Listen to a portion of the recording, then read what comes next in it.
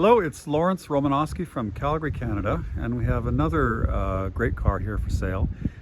This is a 2014 Porsche 911 C4S Coupe PDK. I sold this new when I was working at the Porsche dealer, and now the owner is looking to sell it along with the CL65 in the background that I've done another video on. So let's go through this Porsche. It only has 5,800 kilometers on it. It's as new condition. And let's go through this particular example and see what we have. Okay, this is part of a collection of some cars that the owner is parting with. I ordered this car for him new when I was at Porsche Center Calgary in 2014. And it has traveled less than 6,000 kilometers since then. Obviously, he's got a lot of nice cars and just didn't drive it much. Okay, so this car is unique in that it has the Aerokit Cup. Now, you can only find this on a 991.1. The 991s came out in 2012. There was a bit of a changeover period where in 2012 we had both the last of the 997s in the four-wheel drive versions and the turbos, and the first of the rear-wheel drive 991s. That was 2012. In 2013, we got a few 997 Turbo S's. I think there were some 997 turbos made too, but we didn't get any. Just the Turbo S's in 2013. And then they came out with the all-wheel drive 991s and dropped the regular 997s, okay? So for 2013, it was the first all-wheel drive 991. And then 2014, there were no more 997s. And we got some additional variants of the 991, including the turbo. The 991 was produced from 2012 to 2016. The 991.2 was then produced from 2017 to 2019, at which time the 992 replaced it for 2020, okay? So the 991.1s had normally aspirated engines. They had a 3.4 and a 3.8 with 350 and 400 horsepower. This is the S's were the 400 horsepower. The 4 means four-wheel drive. The 4s were wide body in this generation, and the 2s were the narrow body. So if you got a 2S, it would not have the rear fender flares that this one does, okay? So, and they were normally aspirated. When they went to the 991.2, we got a new family of 3-liter turbocharged engines. They were all 3-liter, they just differed in boost. And one of the main changes in the car is that you could not get these rear spoilers anymore because the turbocharged engine, had greater cooling requirements. So in a 991, you could get this ducktail, which was part of the sport design package, okay?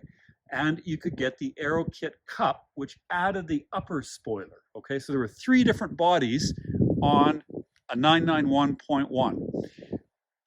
Alone, you could order the sport design front fascia, which looked like that, had a more aggressive profile, these little air scoops in the front, and had better aerodynamics and cleared more air from under the car, okay? So that was the sport design front fascia.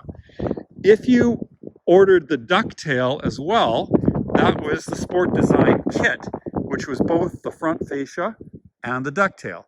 If you ordered the Aerokit Cup, which was I think $6,800, you got the front fascia, the ducktail, and the upper wing. And the prices on those are like $3,000, $5,000, and $7,000, something like that, okay?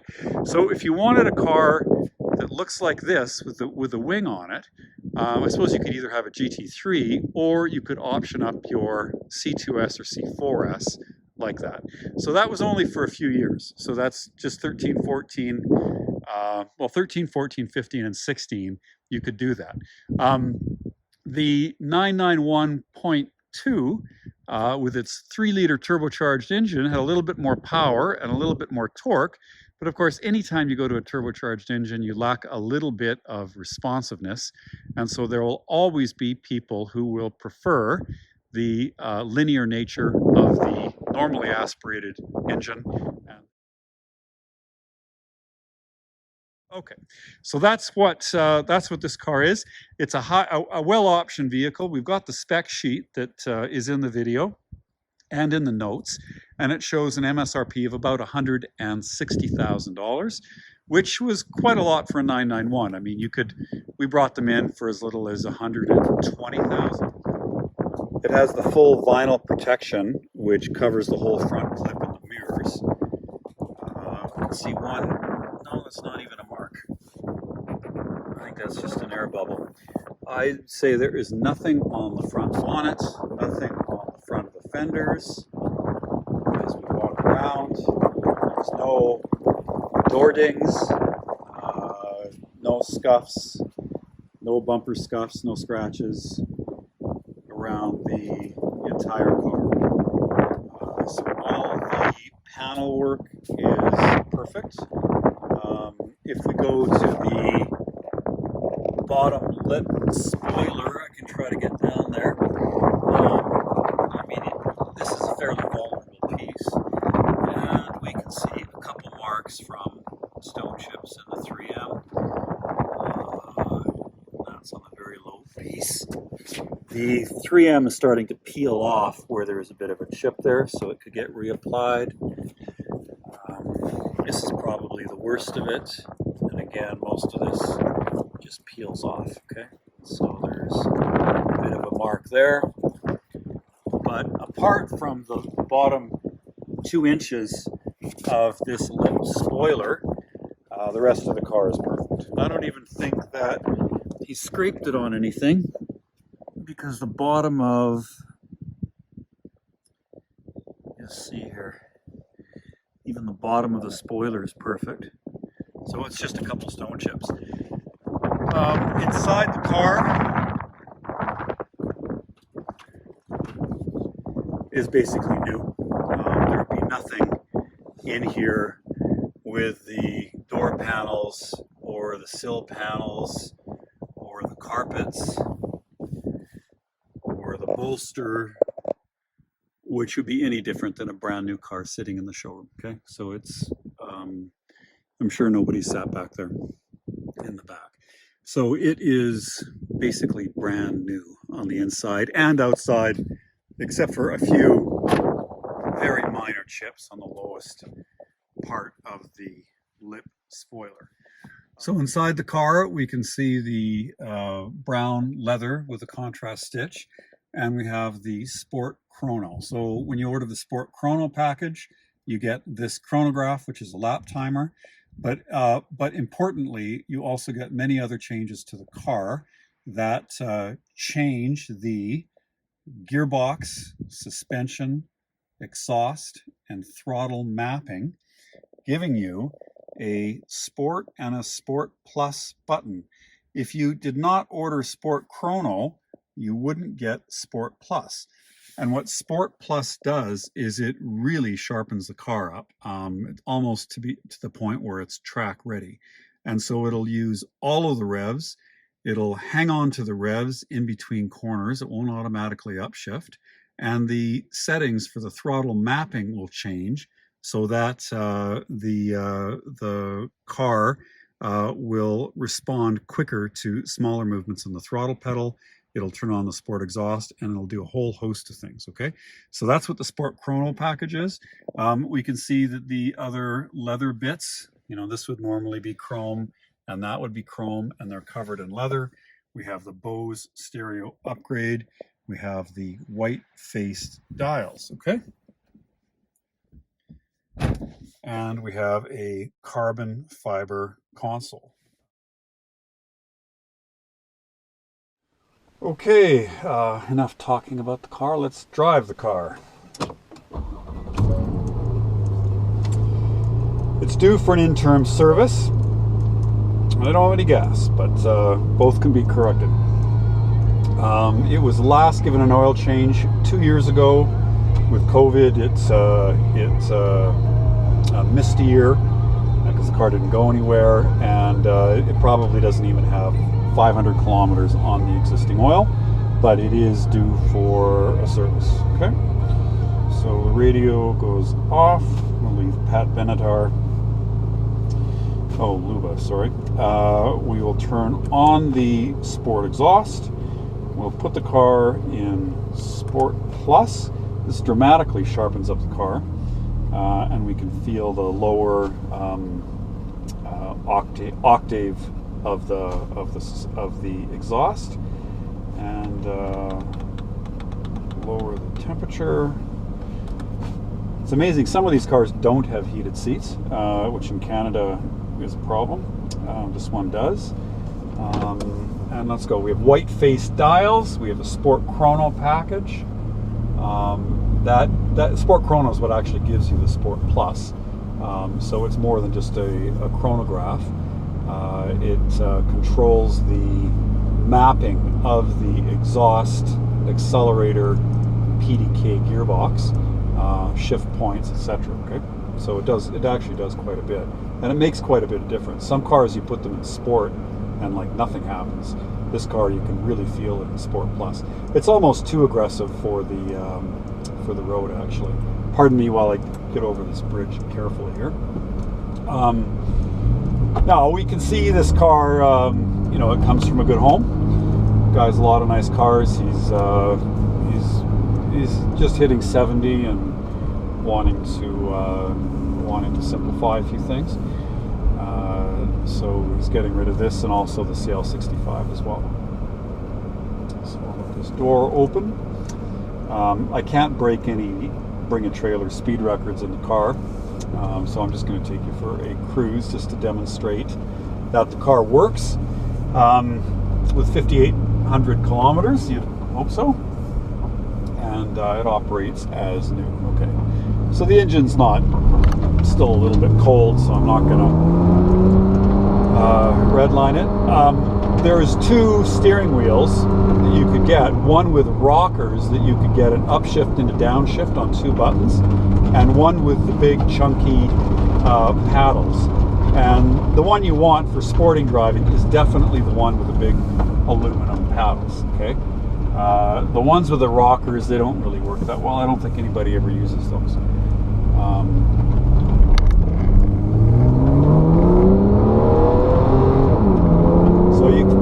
You see the shifting is just instantaneous, and this car, like I said, it's not up to temperature yet. We're on a rural country road. You can see it in Sport Plus, it'll automatically downshift for you. If I let off the gas and brake, it'll you know, automatically keep the revs way up, and it'll hold them up too. It won't downshift. So it's even a little tiring. Anyway, but especially with the Sport exhaust, this engine sounds great, and better than the turbocharged engine, no matter how good. So it just downshifts automatically. When the pros, our professional race car drivers, are going for their lap times, most of them just leave it in Sport Plus and don't even shift gears manually. It's so good, and that allows you to really concentrate on your lines and some other things.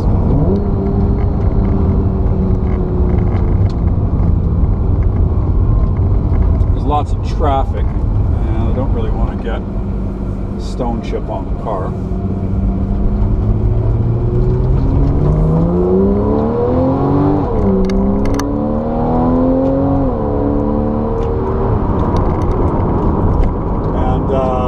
Brakes are wonderful in this car. You'll never, I mean, they're the standard brakes on the S.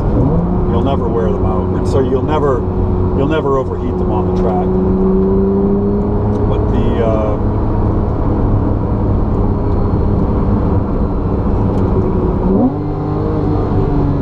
it's just not shy about revving to redline at all.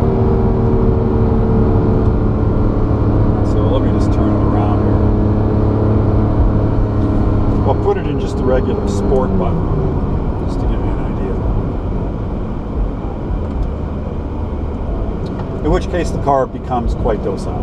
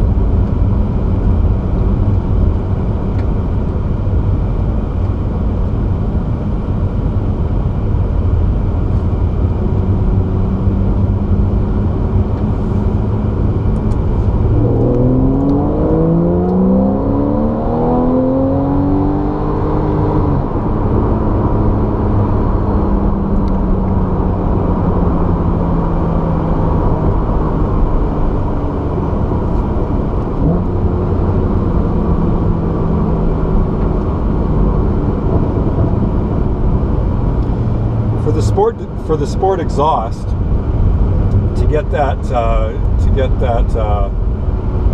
overrun noise, you actually have to inject a little bit more fuel into the exhaust system.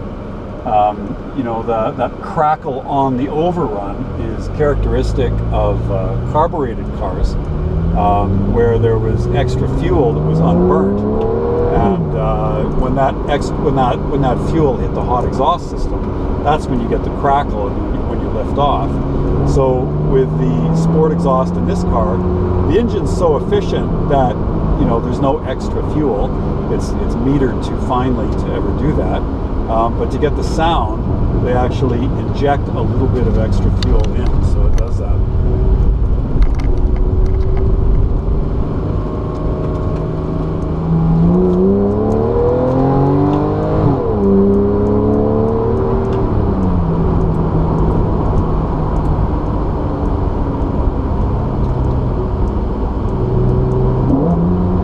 And on a road like this,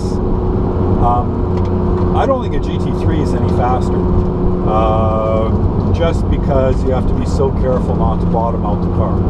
So, you know, a lighter, stiffer car is going to be faster on a racetrack. But in the real world, where you have to be careful about what you drive over,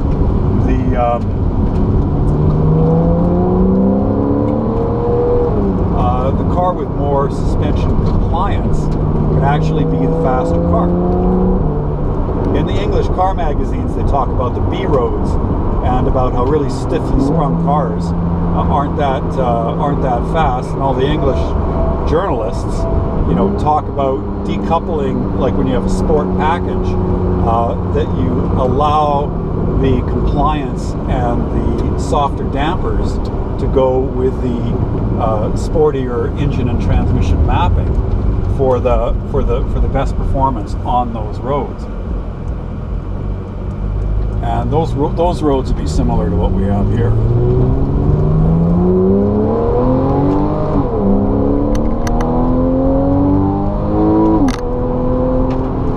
So I don't think, you know, you could buy a 991 turbo.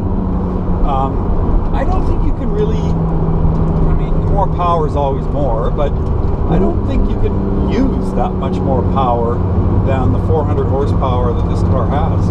I mean, and you also get, you know, you also get these wonderful long pulls where, you know, when you start getting into 500 and 600 horsepower cars, you know, you just go blap, blap, blap, and then you're done, and you're going 3 times the limit. You know, with these normally aspirated engines, you can let it really run out, and I think it's a little bit more satisfying, and you've got this, you know, sort of extra rush to the red line. And with the turbocharged engines, you know, you just don't get the same thing. So I think. We don't run into this guy.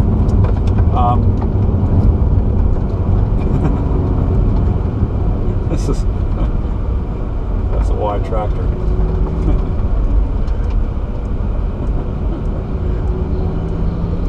All right. Well, we're in rural Alberta here, and I'm going to go slow because there's a little bit of gravel on the road.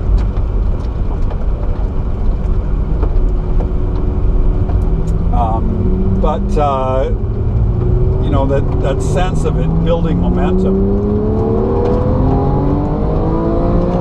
and then rushing to the red line at a reasonable speed is something that I think is overlooked a lot. You know, like you could just, if you just go by the numbers and go with the acceleration and the highest horsepower, I think there's a danger that you miss out on a lot of the tactile and oral and a lot of the experience of driving a sports car.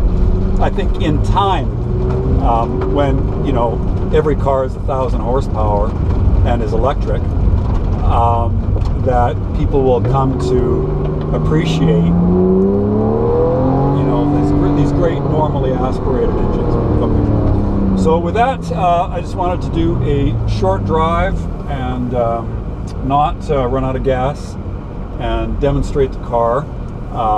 You know, it shows as new, and you know, on the lower edge of this of the front spoiler, there's 3M covering the whole front clip. You know, there's a couple little places where the 3M is peeling off, but that's expected when you have a car with a spoiler this low. And so with that, we will do a gopher's eye view. I'm going to pioneer this on BAT, the drive over video, so we can add that to it, and then that should give you a complete picture of the car. Thank you very much, and Lawrence Romanosky from Calgary, Canada.